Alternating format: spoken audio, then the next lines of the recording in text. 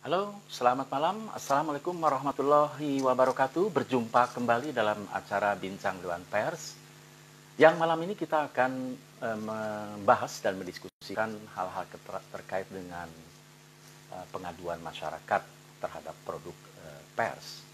Dan tentu saja pengaduan masyarakat merupakan sesuatu yang wajar terjadi kalau ada ketidakpuasan. Dan malam ini akan hadir Ketua Komisi Pengaduan Masyarakat dan Penegakan Etika Pers, Mas Arief Zulkifli. Kita undang ke dalam forum bincang kita bersama malam ini. Membahas bersama-sama apa yang disebut pengaduan, bagaimana penyelesaian pengaduan, dan isu-isu apa yang muncul dalam pengaduan masyarakat. Dan selamat malam Mas Arief. Wah, ini sudah hadir ini. Siap, malam Kang. Ada. Ini wajah muda dan segar malam ini, walaupun sudah terkena lockdown COVID selama beberapa bulan ya. Ini tetapi wajahnya masih menunjukkan semangat ya. Semangat Harus pers dong. Indonesia gitu ya.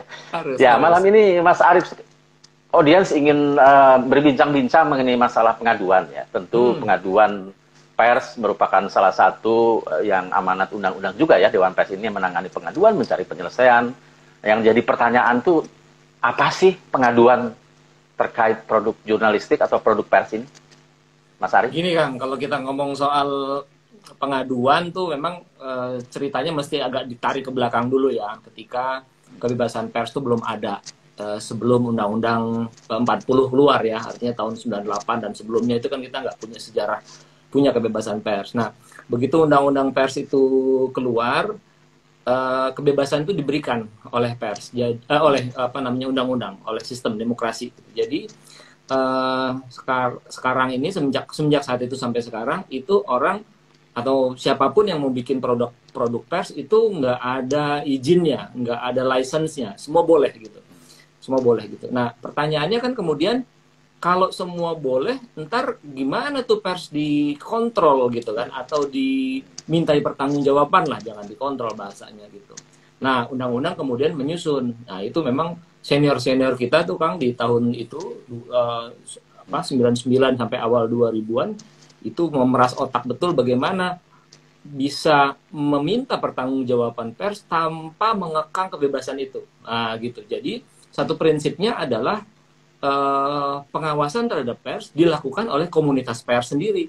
Gitu. Dalam hal ini adalah Dewan Pers. Nah, jadi kalau ada produk jurnalistik yang melanggar kode etik atau dibikin dengan serampangan, orang yang dirugikan itu bisa melapor. Nah, melapornya ke Dewan Pers. Nah, nanti di Dewan Pers itu akan dianalisa, diperiksa, dan jika dianggap perlu dimediasi antara yang ngadu dan yang diadukan gitu. Kalau misalnya dua-duanya mungkin merasa benar begitu ya. Lalu didudukkan dalam satu meja dan dicari titik temu gitu Kang. Nah, kalau udah ada titik temu, lalu kemudian nanti dibikinkan risalah lah begitu. Tapi kalau kedua atau salah satu pihak menolak untuk dibikinkan risalah kesepakatan, nanti keputusannya ada di Dewan Pers melalui apa yang disebut dengan PPR atau penilaian dan rekomendasi, dan itu sifatnya final dan mengikat. Gitu rekomendasi dari undang-undang. Kalau menyimak tadi apa yang dikatakan Mas Arief ini kan ada orang mengadu tidak puas dengan berita yang dimuat di media massa lah gitu ya. Ya. Nah, ini kan kita harus kita sudah berbincang sebelumnya bahwa media massa ini seperti apa ya. Nah, tidak puas ini apa ya kaitan orang kemudian tidak puas kemudian harus mengadu ke Dewan Pers? Apa yang diadukan? Ketidakpuasan ini adalah kalau dia melihat bahwa dia dirugikan. Itu dulu prinsipnya. Dirugikan oleh sebuah pemberitaan pers, baik secara langsung atau tidak langsung. Kalau langsung itu artinya begini, dia menjadi objek pemberitaan, tapi misalnya tidak cover both side. Dia merasa tidak diwawancarai, atau informasi yang sifatnya sepihak, atau informasi yang berasal hanya dari satu sumber. Ya, dalam dunia jurnalistik itu dikenal prinsip satu sumber bukan sumber. Nah, begitu. Nah, hal-hal itu jika dirasa merugikan, maka orang yang dirugikan itu bisa lapor. Gitu. Nah, nanti akan diperiksa oleh Dewan Pers lewat mekanismenya, ada mekanismenya. Lalu kemudian yang seperti saya bilang tadi dimediasikan. Kalau orang itu tidak dirugikan secara langsung, bisa atau enggak? Bisa juga gitu. Misalnya ada orang yang gerah ngelihat liputan-liputan gosip artis misalnya begitu ya, atau kekerasan di dalam pemberitaan gitu, ada bunuh diri atau pemberitaan tentang kejahatan seksual, terutama terhadap anak-anak misalnya yang identitasnya dibuka. Nah, dia bukan objek dari liputan, tapi sebagai anggota masyarakat dia sebel. Bisa nggak dia lapor? Bisa, gitu. Jadi itu yang ditampung, Kang. Jadi kalau tadi sebut kalau orang tidak puas, merasa dirugikan, begitu ya, namanya dicemarkan oleh media massa, itu lapornya ke Dewan Pers, bukan ke polisi. Betul. Ya? Bukan? Bukan, Kang. Kalau dulu ke polisi. ini kan dalam benak masyarakat kalau udah tidak puas langsung ke polisi, langsung di demo. Jadi itu ya itunya ya prosesnya ya kalau tidak puas. Prosesnya adalah ke Dewan Pers. Nah, kita merasa bersyukur sekali karena di dalam undang-undang itu disebut bahwa dispute atau perselisihan menyangkut media itu diselesaikannya di Dewan Pers. Bisa nggak seseorang itu lapor ke polisi nggak pakai Dewan Pers? Bisa, dia lapor polisi, tapi sudah ada MOU, Memorandum of Understanding antara Dewan Pers dengan kepolisian. Nanti kalau diperiksa ke polisi, polisinya akan balik lagi ke Dewan Pers. Pak, ini ada laporan, sudah Bapak periksa belum? Oh belum, bawa lagi ke kita, gitu. Nah misalnya pun bablas nih diproses sama polisi, maka ada MOU yang kurang lebih sama dengan kejaksaan dan di level yang paling atas dengan Mahkamah Agung gitu. Jadi semua harus dibawa dulu. Ini by system ya, by system. Dalam prakteknya kita bisa diskusi lagi nih Kang. Karena ada beberapa anomali-anomali begitu. Baik. Tapi intinya adalah semua dibawa ke Dewan Pers. Jadi kalau orang misalnya di media nasional Indonesia atau di daerah ya, online, elektronik juga, kalau kemudian tidak puas, merasa dirugikan begitu ya, bukannya mendemo kantor media massanya ya, tapi ini ya, bukan zamannya ya. Apa-apa saja yang merusak kan? Nggak apa-apa ya. Ada demo nggak apa-apa, saja yang merusak. Karena begini ya, ini kan apalagi mau pilkada nih akhir tahun ya. Ini kan ada media-media yang kemudian berkampanye juga ikut ya, langsung tidak langsung. Kemudian juga pemberitaan akan menghangat dan seterusnya. Itu berarti orang ini ya sebetulnya masyarakat ini sudah diberi ruang ya. Kalau nggak puas langsung ke Dewan Pers begitu. Apa betul. Memang kejadiannya banyak terjadi Mas Arief tahun 2020 misalnya pengaduan itu gimana bisa dijelaskan? Betul Kang. Ini menghadapi pilkada ya kita harus siap-siap nih dengan dengan tenaga dan perhatian yang lebih karena pasti laporannya akan lebih banyak. Sekarang itu kira-kira dalam setahun bisa 400 sampai 500 laporan. Ya, yang seluruh Indonesia ya? Iya, seluruh Indonesia. Jadi perhatian masyarakat itu sebenarnya sudah tinggi dan mereka sudah sadar umumnya ya bahwa Dewan Pers adalah lembaga yang diberi mandat oleh undang-undang begitu. Jadi silakan aja kalau ada keluhan begitu. Nah, yang sering juga Kang ditanyain orang adalah Dewan Pers ini kan dewannya pers gitu. Nanti kalau dilaporin yang dimenangin pers terus dong. Nah, gitu kan. Gimana itu? Iya kan gitu kan, Kang ya? Iya. Gitu. Nah, kita ngomong statistik aja, Kang. Statistiknya mengatakan bahwa 80-90% laporan masyarakat terhadap media yang dibawa ke Dewan Pers itu dimenangkan dalam tanda kutip ya. Bahasanya sebenarnya bukan menang kalah, tapi kira-kira dalam tanda kutip dimenangkan oleh masyarakat. Artinya apa? Artinya medianya dihukum Kang dalam tanda kutip. Dihukum itu artinya disuruh diberi sanksi lah gitu ya, diberi sanksi, disuruh bikin hak jawab, bahkan disuruh macam-macam lah gitu. Ada mekanismenya gitu. Jadi nggak usah khawatir meskipun Dewan Pers itu sebagian anggotanya adalah komunitas pers, maksud saya wartawan, keseluruhannya adalah komunitas pers. Tapi kita berusaha keras untuk tetap objektif gitu. Jadi menilai berdasarkan prinsip-prinsip jurnalistik yang benar, Kang. Jadi kalau menyimak tadi ucapannya Mas Arief ya, jadi kalau ada orang mengadu tidak puas namanya dicemarkan, produknya dicemarkan misalnya ya, atau pribadi, selebriti juga ya, saya lihat ada juga. Itu berarti persnya itu prosesnya bukan lewat undang-undang umum ya, undang-undang pidana atau perdata, tapi pakai apa? Pakai panduannya kode etik atau undang-undang pers atau apa dalam prosesnya itu? Ya, kalau dia lapor ke Dewan Pers, maka yang dipakai adalah Undang-Undang Pers nomor 40 gitu. Nah, turunannya di dalamnya adalah kode etik jurnalistik yang dikeluarkan oleh Dewan Pers gitu. Jadi ada tuh. Saya mau ambil contoh gitu Kang ya. Misalnya ada Ya. orang mengadu karena ditulis tapi dia nggak merasa diwawancarain gitu. Kita di dalam jurnalistik ada prinsip cover both side. Artinya dua pihak harus diwawancarain begitu, harus diliput begitu. Nah, dia tidak diwawancarain gitu. Kemana dia mesti lapor? Ke Dewan Pers. Nanti Dewan Pers akan periksa dan Dewan Pers akan melakukan analisa, kesimpulan, dan mengatakan bahwa si media salah gitu. Kalau medianya ngotot, nanti dibikin mediasi. Nah, di dalam mediasi kita tanya tuh, betul Bapak nggak ada tidak mewawancarai narasumber ini? Betul Pak, gitu. Kenapa nggak?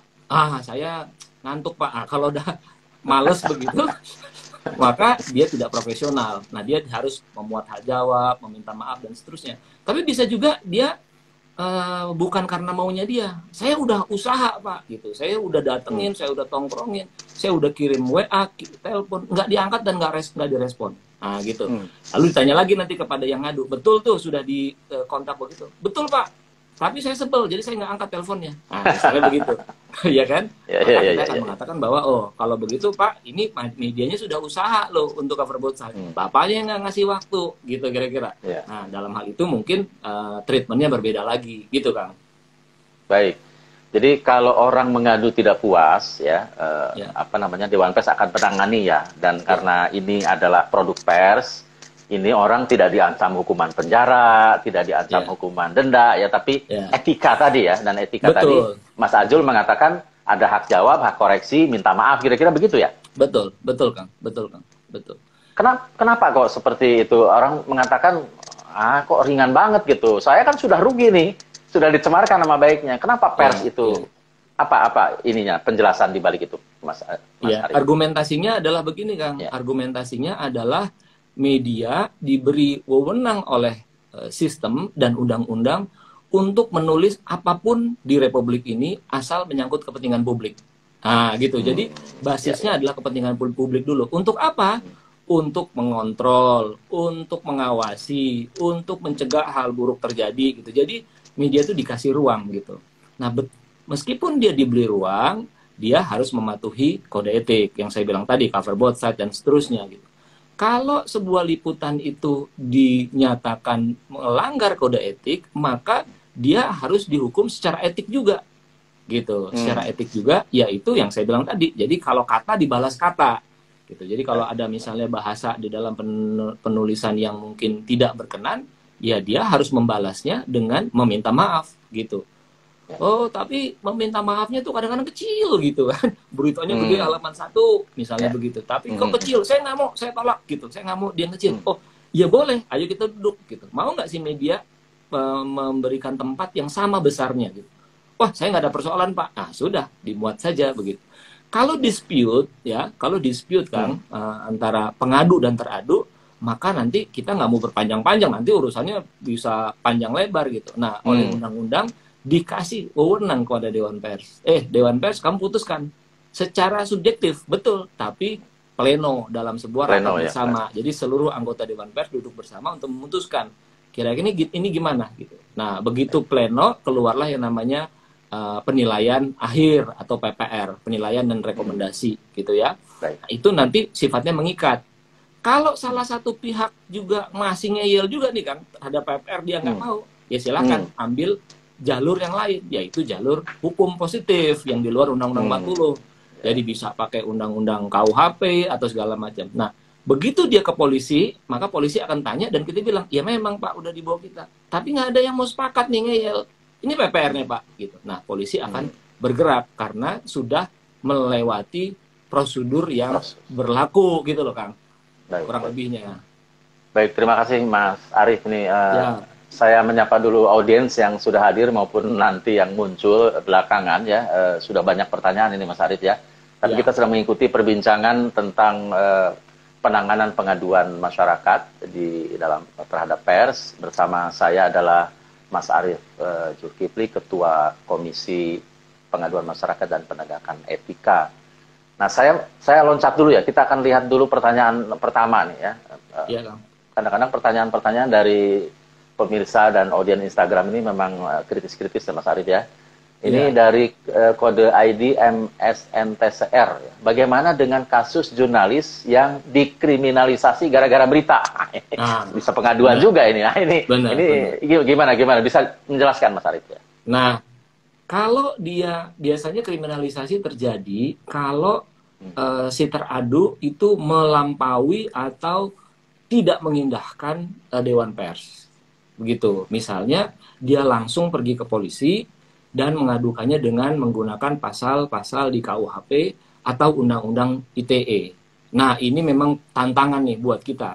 Karena setelah Undang-Undang 40 keluar, itu ada lagi yang disebut dengan Undang-Undang ITE. Nah, Undang-Undang ITE ini menyimpan ranjau di sini, ranjau. Begitu. Jadi, dalam beberapa kasus, tidak banyak tapi ada, itu di follow up pengaduan itu oleh kepolisian. Betapapun kita sudah menjelaskan gitu. Nah, ada yang kasusnya bergulir ke pengadilan ya. Nah, di pengadilan kemudian kita tetap dampingin tuh si wartawan.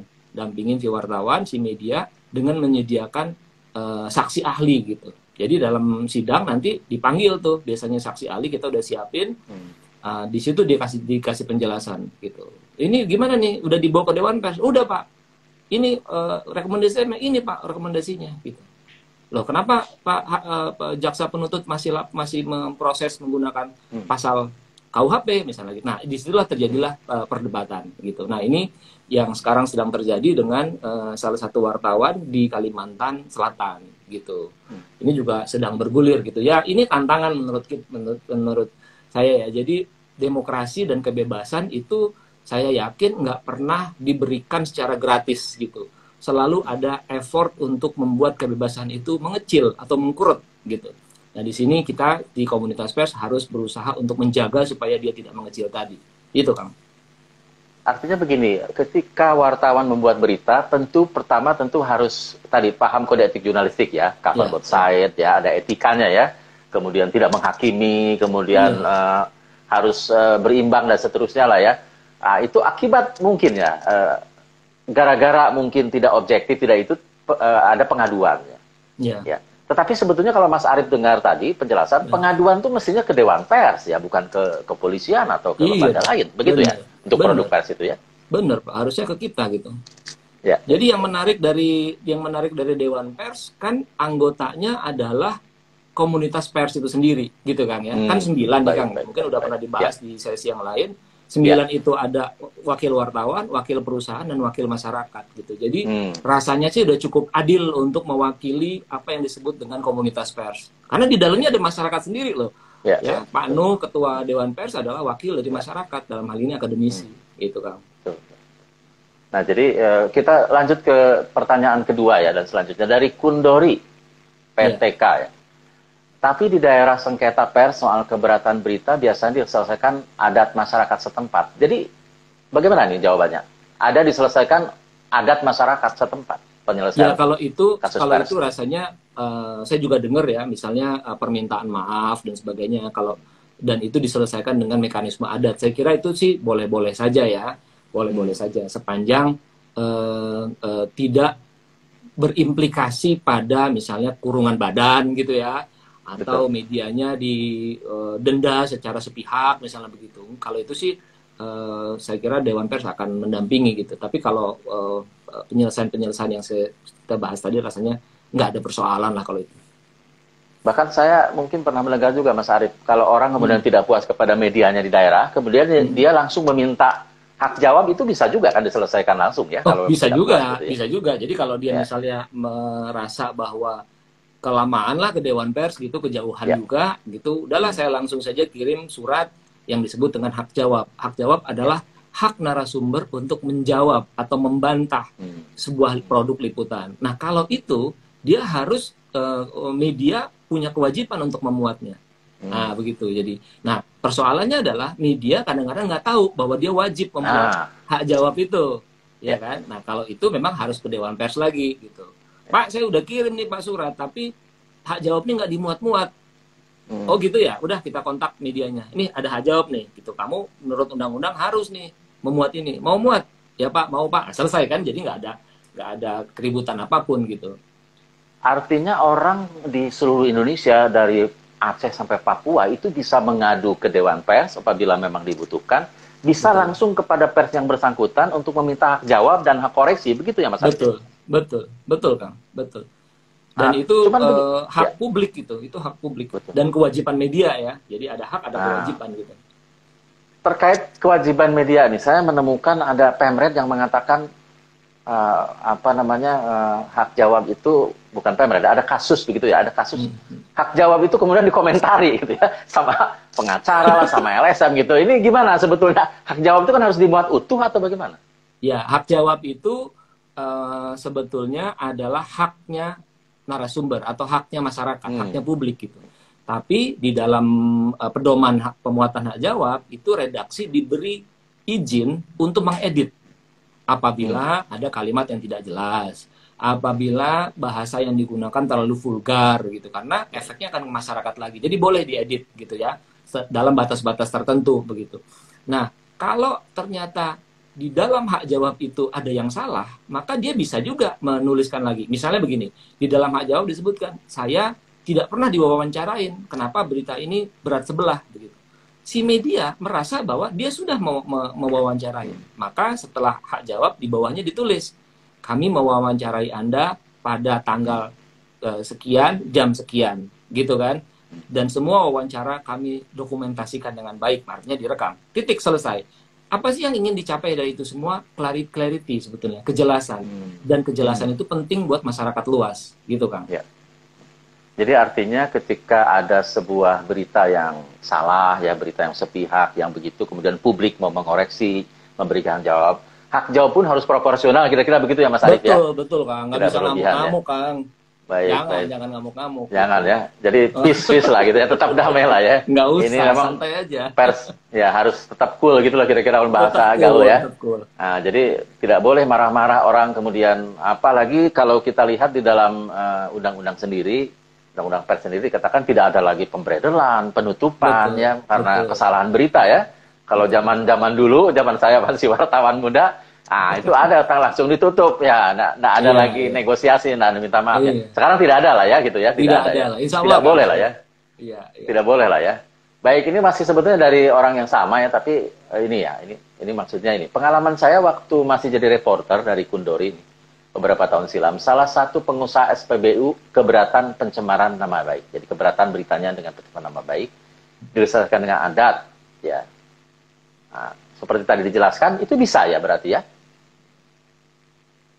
Ada keberatan pengusaha diselesaikan dengan adat, maksudnya diselesaikan antara media dengan wartawannya atau media massa dengan orang yang disebut itu secara kekeluargaan atau secara adat. Tapi tadi Mas Arif kan mengatakan tidak boleh berlebihan, tidak boleh mengandung implikasi lainnya. Iya. Dalam batas-batas yang wajar lah menurut saya ya. Ya, baik. Baik, kita masih berlanjut, ini udah hampir 2,5 jam kita bersama dengan Mas Arif Zulkifli ini, anak muda yang selagi muda, ini anggota Dewan Pers paling muda kelihatannya ya.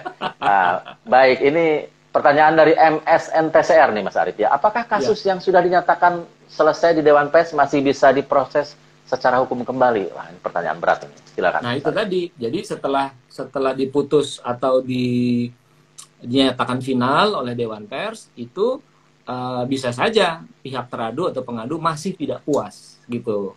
Masih tidak puas. Nah, kalau itu yang terjadi, maka meskipun kita di Dewan Pers sangat tidak menyarankan itu dibawa ke ranah hukum positif yang lain, tapi itu dimungkinkan gitu, dimungkinkan. Jadi nanti battle-nya ada di pengadilan. Dan Dewan Pers sekali lagi akan menempatkan orang, saksi ahli, dan kita banyak sekali dari Pak Bagirmanan dan sebagainya, itu bisa kita assign untuk itu, dan dia akan menjelaskan dalam perspektif pers gitu.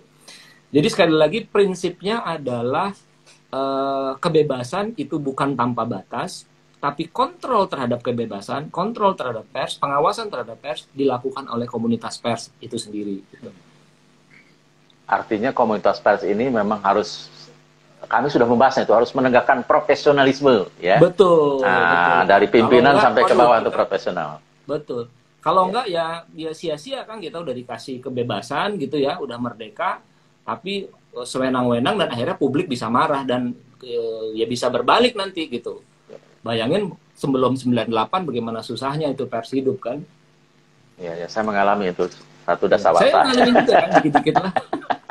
Ya, jadi begini, kalau istilah tadi Mas Arief mengatakan Ya, freedom for, gitu ya. ya, Nah, kalau freedom for-nya dijadikan sesuatu yang bisa mengacau, ya nanti bisa berbalik kembali ya. Sulit sekali media massa di Indonesia. Harusnya kebebasan betul. itu dipergunakan bertanggung jawab, kira-kira begitu ya Mas Arief ya. Betul, betul. Nah, Ya, ya, ya. tapi memang istilah bebas dan bertanggung jawab ini sudah pernah contaminated ya, Pak, ya, Kang ya, di Ya, era Orde ya. Baru gitu. Jadi bertanggung jawab itu diartikan sebagai sensor gitu. Baik. Kalau kita nulis yang jelek, dia langsung dituding tidak bertanggung jawab gitu. Nah, kalau sekarang apa namanya, tafsir atas kata bertanggung jawab itu berbeda, yaitu patuhi etik gitu, patuhi etik. Ini yang sederhana-sederhana lah, Kang, yang kita kan tiap hari itu ngadepin pengaduan-pengaduan ya, sederhana sekali. Misalnya tidak konfirmasi gitu ya, atau ada pernyataan sepihak lewat press release begitu, tapi ngejelekin pihak lain gitu. Itu banyak sekali wartawan yang belum otomatis, terutama wartawan online yang pengen cepet-cepet gitu, karena kan dulu-duluan. Nah, berita diturunkan tanpa ada upaya yang sedikit pun upaya untuk bertanya kepada pihak yang dituding dalam press release itu, misalnya begitu. Itu pasti kena, Kang. Ya, ya, ya. Baik. Pertanyaan berikutnya dari Sikanurin. Apakah sanksi yang diberikan Dewan Pers cukup efektif untuk membuat jera media? Ya.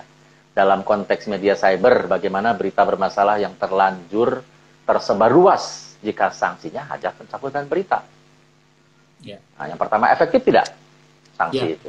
Sejauh ini kalau lihat dari tingkat kepuasan pengadu itu sudah dianggap puas, ya. Artinya kalau apalagi sekarang zaman online, kalau ada sebuah berita yang dianggap merugikan lalu dibalas dengan hak jawab atau berita lain yang menguntungkan, dan itu sudah cukup biasanya buat mereka yang mengadu, karena dalam percakapan online begitu ada berita yang pertama dia akan susul atau dia jawab dengan link dari berita yang kedua. Oh, clear semua, sudah jelas gitu ya.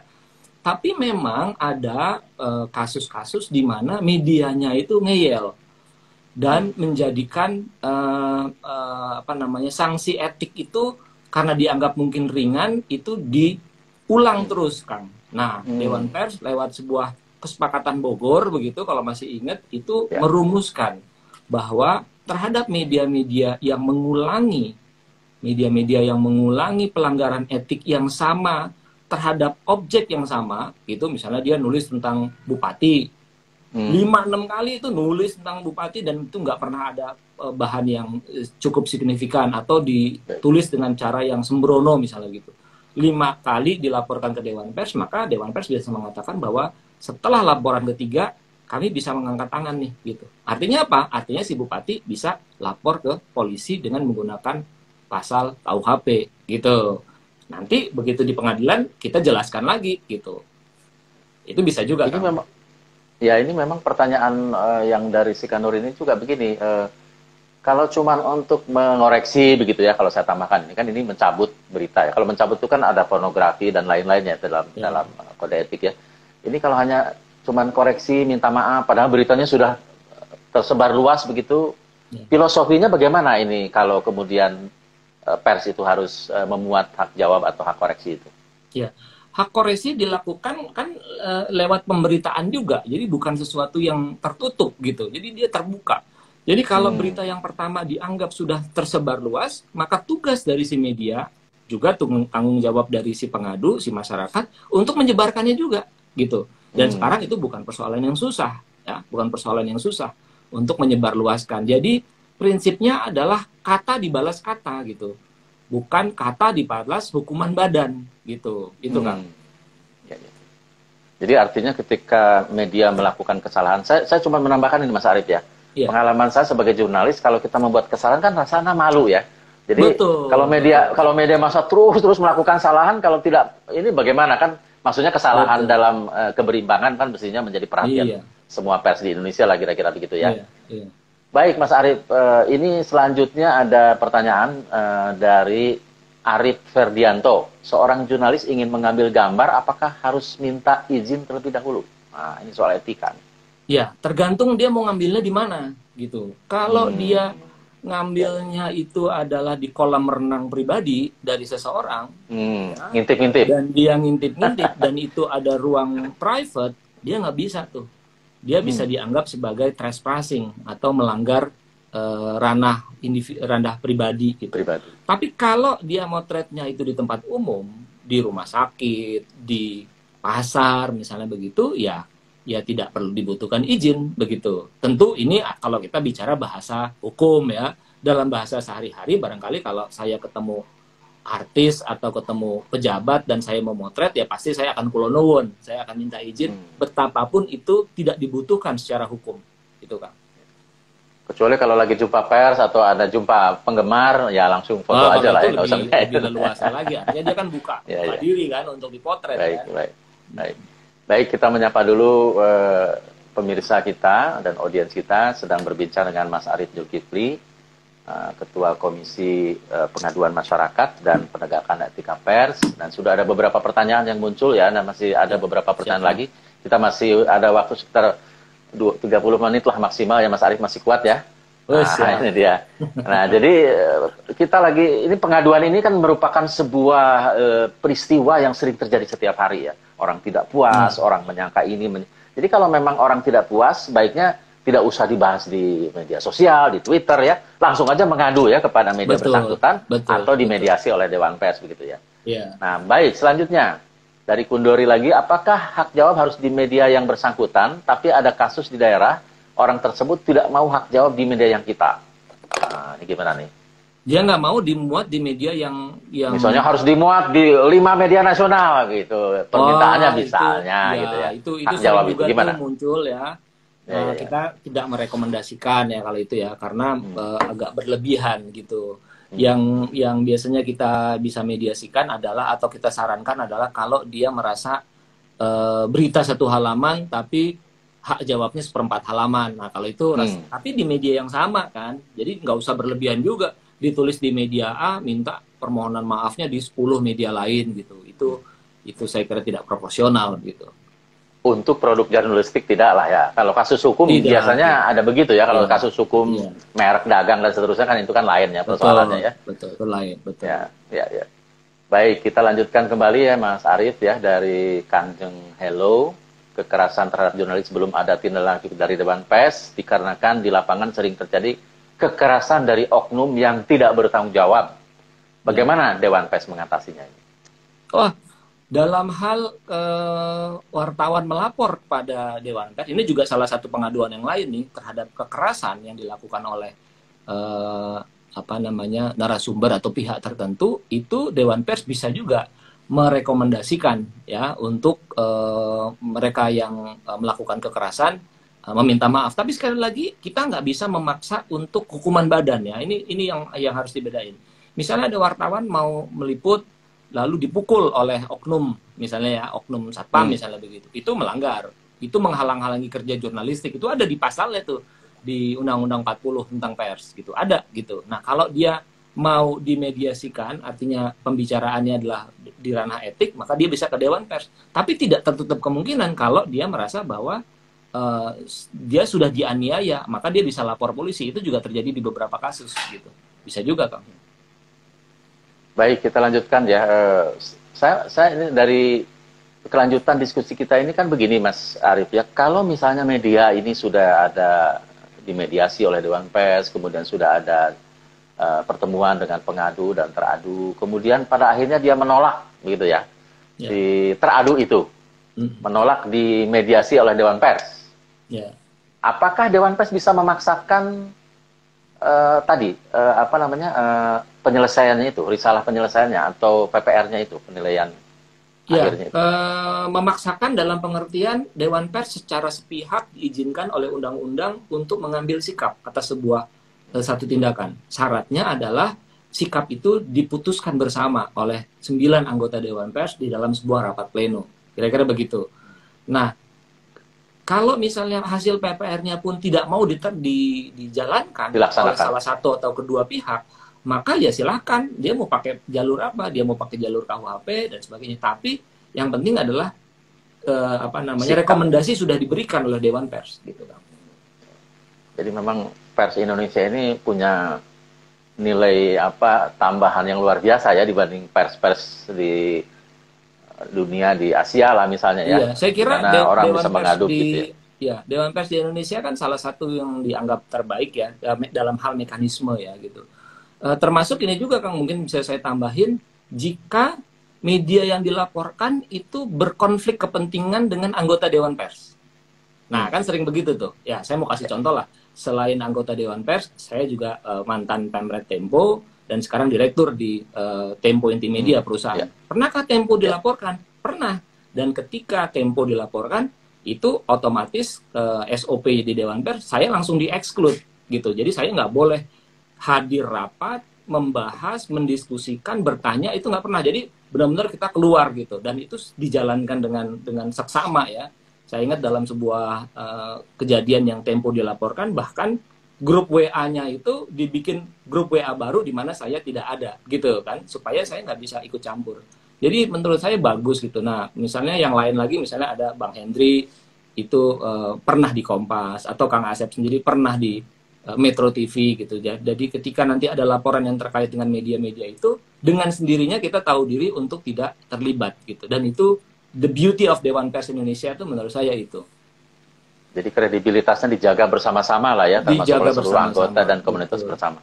Baik, pemirsa dan pendengar semuanya, kita masih bersama Mas Arief Zulkifli ini, Ketua Komisi Pengaduan Masyarakat. Saya ingin mengangkat satu isu ya Mas Arief ya, soal pengaduan ini. Ini fenomena yang baru terjadi, bahkan 2-3 hari ini ada orang mengadukan konten ya, seperti jurnalistik, yaitu wawancara tentang suatu isu ya, isu kesehatan. Nah, kemudian diadukan ya kemana ini mengadu ya. Ini mungkin perlu pencerahan juga ya, karena begini, media sosial seperti YouTube ini kan dijadikan platform oleh semua orang membuat produk, mungkin apakah itu produk jurnalistik atau apa ya, tapi mirip-mirip lah kira-kira begitu ya. Mungkin Mas Arief bisa memberikan ini nggak pencerahan kepada kita ini. Ya. Ini memang tantangan Kang ya, di era media sosial sekarang semua orang bisa menjadi wartawan gitu. Semua orang bisa jadi wartawan. Luar biasa ya, semua orang jadi wartawan. Ya kan? Mereka bisa punya channel YouTube, mereka bisa mendatangkan narasumber, mereka bisa mewawancarai orang. Dan dapat hasil ya, Dapat hasil. Persoalannya di dalam Undang-Undang 40 itu diatur bahwa yang disebut media massa itu adalah yang berbadan hukum. Jadi harus ada badan hukum sebagai usaha pers, gitu. Nah ini memang ada wisdomnya juga nih di undang-undang ini. Kenapa? Kalau tidak ada batasan seperti itu, maka semua orang bisa bikin media, tidak bertanggung jawab dalam pengertian mengurus organisasi ini sebagai sebuah institusi legal, lalu kemudian sewenang-wenang. Nah, kalau ini terjadi, maka susah untuk membela kebebasan, membela orang-orang yang dirugikan oleh kerja jurnalistik yang sembarangan, gitu. Jadi di dalam undang-undang itu jelas sekali. Nah, terhadap teman-teman para influencer, netizen yang punya channel sendiri, memang akan susah untuk dibawa ke ranah pers ketika dia tidak punya badan hukum.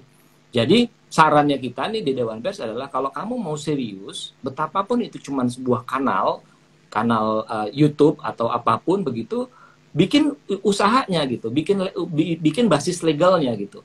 PT itu bisa koperasi, ya itu bisa tuh macam-macam tuh, ada detailnya ada di dalam aturan gitu. Begitu sudah dilaporkan, maka kita akan punya basis legal untuk membela gitu. Nah, ketika mereka tidak punya basis legal, maka Dewan Pers punya wewenang untuk menolak gitu, karena undang-undangnya sudah menyebut gitu. Nah, kalau ditolak, lari kemana nih para pengadu ini? Ya ke polisi pasti. Pakai undang-undang ITE, pakai pencemaran nama baik, pakai perbuatan tidak menyenangkan, dan itu bisa lebih banal gitu.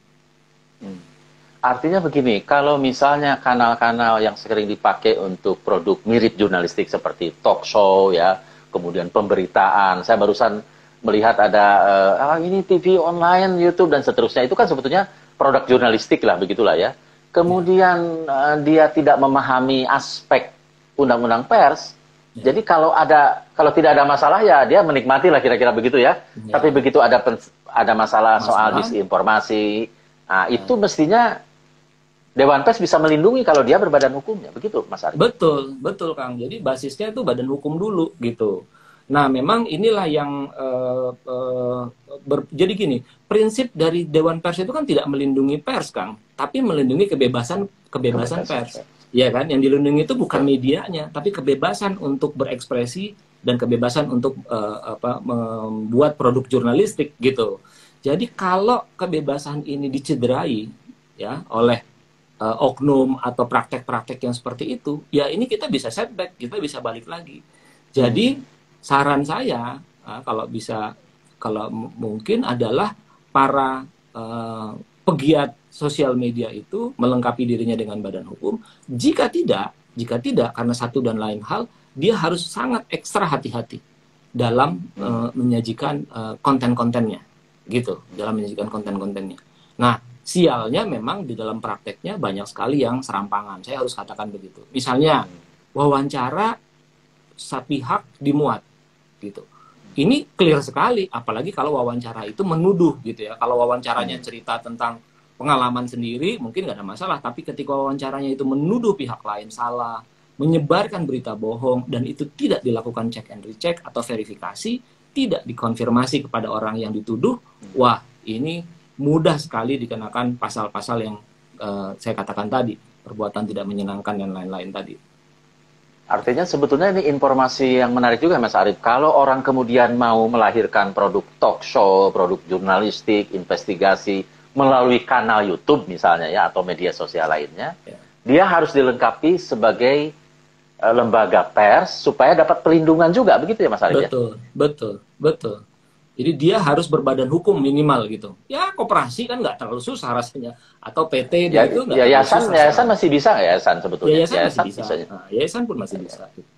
Ya, ini informasi terbaru ya pemirsa di Instagram Live bahwa kasus-kasus yang melibatkan YouTuber ya karena dia kontennya jurnalistik, apalagi wawancara isu serius, kemudian ada yang dirugikan dan mengadu, kalau itu kemudian persoalan, dia tidak ada di dalam perlindungan undang-undang pers ya karena dia bukan lembaga yang berbadan hukum. Baik, kita lanjutkan dengan pertanyaan berikutnya ya.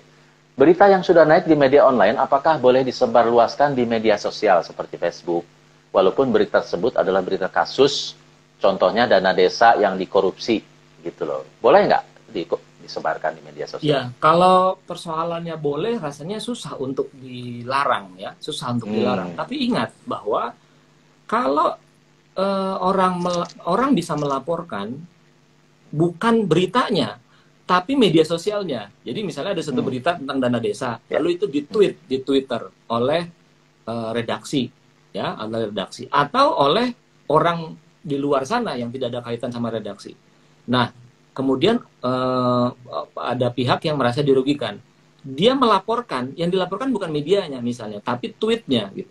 Nah, kalau dalam hal ini kita punya kebijakan tuh, kita udah punya kesepakatan juga berdasarkan kesepakatan Bogor bahwa kalau dia ada kaitan dengan media, misalnya kanal YouTube punya Kompas, kanal YouTube punya Republika, ya itu dianggap sebagai produk jurnalistik juga, gitu.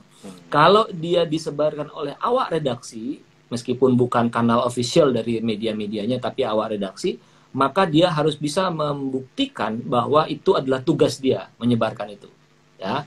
Tapi kalau dia tidak ada kaitan sama sekali, misalnya si Badu karena senang saja lalu dia sebarkan itu dan kemudian itu dipersoalkan, nah pers nggak bisa Dewan Pers nggak bisa lindungin tuh, gitu. Jadi ini juga pelajaran nih buat para netizen, hati-hati mencet tombol gitu. Iya kan? Iya. Bisa pencet bisa bermasalah jadi belakang hari ya. Bisa bermasalah begitu. Jadi memang mesti hati-hati betul. Ya, ini memang edukasi kepada publik juga dalam penyebaran informasi kita perlu ya, apabila nanti sudah terjerat hukum, kasihan kita melihatnya ya, orang karena ketidaktahuan ya dan seterusnya.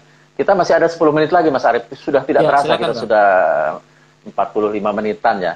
Ini dari Tiara Fatimah ya. Bagaimana dengan media yang kerap memberitakan isu internal sebuah lembaga, padahal tidak ada urgensi publik dengan framing tertentu?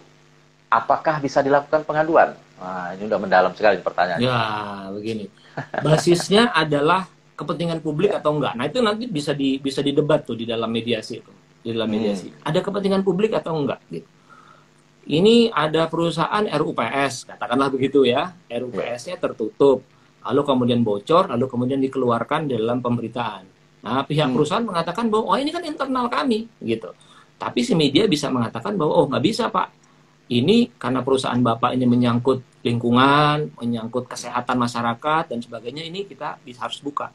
Ingat bahwa selain kode etik juga ada salah satu pasal di dalam Undang-Undang 40 adalah hak publik untuk tahu gitu. Jadi publik itu punya hak untuk tahu gitu. Nah, nanti tinggal kita adu argumen aja tuh apakah dari dua pendapat ini mana yang lebih mendekati begitu. Tapi memang basisnya harus kepentingan publik gitu. Jadi saya termasuk orang yang nggak setuju kalau urusan-urusan pribadi misalnya gosip-gosip artis misalnya itu diangkat dan dalam sebuah produk jurnalistik karena itu nggak ada kaitannya dengan kepentingan publik begitu.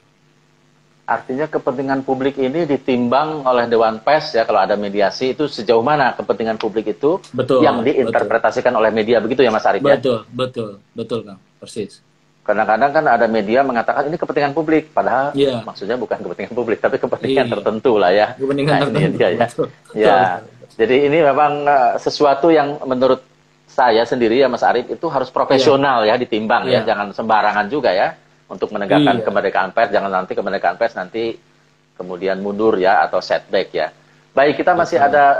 ada perbincangan lainnya, kita masih ada waktu ya. Saya kembali menyangkut tadi Mas Arief, kalau misalnya pengaduan ini sudah diproses ya, mungkin Ya. secara teknis orang mengadu itu berapa lama sih selesai Mas Arief? Nah, begini, kalau hal-hal yang sederhana saja sebetulnya bisa cepat ya. Yang membuat sebuah pengaduan itu menjadi lama dan berlarut-larut adalah jika tidak segera dicapai kata sepakat gitu antara pengadu dan teradu. Atau misalnya udah kita agendakan mediasi, salah satunya nggak datang, ya kan? Itu sering sekali tuh. Lalu kita agendakan lagi kedua kali yang pertama datang kemudian tidak datang, yang tadinya tidak datang menjadi datang, tapi tetap cuma satu. Kita nggak bisa lagi, akhirnya 3 kali baru PPR misalnya begitu. Atau susah dikontak ya, atau menghilang dan sebagainya. Jadi, Menghilang, bisa menghilang iya, ya. ada juga itu, ada nggak bisa dikontak aja udah hilang gitu. Ini masih ngadu nggak sih sebetulnya gitu, tapi dia nggak bisa dikontak gitu. Nah, ini yang membuat dia bisa menjadi berlarut-larut begitu, dan kita sebetulnya berharap itu tidak terjadi. Sekarang ini 1-2 bulan lah, mudah-mudahan itu bisa selesai satu kasus yang dilaporkan, bisa lebih cepat. Saya ingin penasaran juga Mas Arief, kalau dulu saya lihat kalau orang dari Maluku Utara ya, karena lama tadi kan, wah perlu pesawat, perlu datang ke sini, kadang-kadang dari Sumatera. Nah, apakah di era COVID ini, pandemi COVID ini, inovasi-inovasi juga ada ya untuk penyelesaian kasus ini Mas Arief? Nah, kita harus berterima kasih juga ini pada COVID, ternyata membuat kita menjadi lebih digitalized sekarang ini. Oke. Jadi sekarang itu mekanismenya adalah kalau ada orang mengadu, maka kami akan membuat analisa sementara. Tim ahlinya di Dewan Pers akan bikin analisa sementara tentang materi yang diadukan, ya. Lalu kemudian itu ditawarkan kepada kedua belah pihak. Ini kami bikin rekomendasi dan analisis sementara. Harus minta maaf, harus hak jawab dan sebagainya. Anda berdua setuju nggak? Itu surat menyurat tuh Kang, gitu. Anda berdua setuju apa nggak? Dikasih waktu seminggu, gitu. Kalau mereka setuju, dalam kurang dari seminggu dia sudah balas surat kita, lalu kemudian langsunglah keluar keputusan final yang mengikat itu semua, gitu. Nah, jika tidak, maka kita akan mediasikan. Mediasinya online. Nah, sekarang udah pakai Zoom dan seterusnya begitu. Nah, ini juga yang seringkali memperlambat adalah dikasih waktu seminggu, nggak ngerespon. Nah, itu ada tuh kasus-kasus tuh ya, tidak ngerespon. Padahal kita sudah kasih limit seminggu. Nah, tapi karena teman-teman di sekretariat kita sangat menghormati teradu dan pengadu, biasanya hari kelima itu udah diteleponin terus tuh. Pak, ini respon Pak ini. Nah, kalau dia nggak bisa juga dikontak atau tidak menjawab, maka pada hari ke-7 atau ke-8 kita langsung ambil tindakan final gitu, karena sudah dikasih waktu gitu. Nah, dengan ini sebetulnya jauh lebih cepat penyelesaian. Tergantung juga dari kerjasama dari pengadu dan teradu sih dalam hal ini. Artinya ketika pandemi ini, ya 19 ini, Ya. penyelesaian pengaduan masih berjalan gitu ya Mas Arief ya, dengan inovasi melalui Masih kan virtual terus. meeting tadi. Betul, betul. Terus masih. Memang rantainya jadi lebih panjang, Kang, karena ada penilaian sementara yang harus direspon dalam waktu seminggu. Gitu. Sebelumnya nggak ada tuh. Sebelumnya nggak pakai penilaian sementara, jadi langsung diundang untuk mediasi gitu. Dan itu di Dewan Pers di Jakarta. Jadi memang agak merepotkan buat teman-teman yang ada di daerah, terutama yang jauh-jauh. Jadi artinya kalau lewat Zoom itu sebetulnya secara teknologi orang bisa hadir ya, walaupun dia misalnya pakai HP ya, mobile phone, iya, atau lagi di jalan, sepanjang dia mengikuti persidangan. Betul. Dan saya kira kan persidangannya kan tidak sampai berhari-hari kan, cuma beberapa jam mungkin. Enggak. Kalau persoalannya ringan kan bisa langsung, mungkin 15 menit sudah langsung bisa diambil kata sepakat gitu. Baik. Ini menjelang akhir nih, sekitar 5 menit, 6 menit lagi, kita masih ada 2 pertanyaan nih Mas Arief ya. Apakah boleh mengutip berita dari media lain lalu mempublikasikan di media sosial guna mencari keuntungan? Ini berita mencari keuntungan ini. Iya, ini banyak nih prakteknya. Secara teknis sebetulnya dimungkinkan asal dia menyebutkan sumbernya kan, Tapi memang dalam praktek yang sekarang ini terjadi adalah memang dia sebut sumbernya, tapi dia putar itu menjadi viral dan banyak traffic dan dia mendapatkan keuntungan, kira-kira begitu. Dan ini dalam hal ini memang media yang pertama itu akan dirugikan begitu. Jadi ada media-media yang membuat satu perangkat teknologi sendiri sehingga itu tidak bisa dengan sewenang-wenang dikutip dan disebarkan gitu. Artinya publik juga harus menghormati hak cipta lah ya. Kalau itu memang dimuat media massa, ya sebutkan sumbernya, tapi kemudian juga harus sadar bahwa itu adalah hasil keringat dan jeripaya jurnalis di lapangan ya, yang harus kemudian dihormati ini. Jadi kalau hanya mencari keuntungan finansial atau keuntungan sesuatu, mungkin secara etis ya kurang pada tempatnya ya. Saya kira ini sesuatu yang menarik ya Mas Arief soal pengaduan ini, karena kadang-kadang kita juga menemukan orang nggak paham ya kalau misalnya dia dirugikan, itu kemana sih gitu ya. Sekarang dengan penjelasan Mas Arief sudah tahu bahwa itu bisa diselesaikan langsung kepada media bersangkutan, berdamai begitu, ada hak jawab, koreksi, minta maaf, atau kalau memang masih dua-duanya masih belum ini, langsung dimediasi oleh Dewan Pers ya. Ini mudah-mudahan menjadi informasi yang diketahui oleh publik, karena bagaimanapun juga Instagram Live ini kan nanti juga akan dipostingkan di media-media sosial dan di situs dewanpers.or.id. Saya kira sebagai closing statement ini, kira-kira apa Mas Arief dari perbincangan kita hampir 1 jam ini? Ya, saya sih menilai bahwa kemerdekaan pers, kebebasan yang kita dapatkan itu bukan sesuatu yang murah.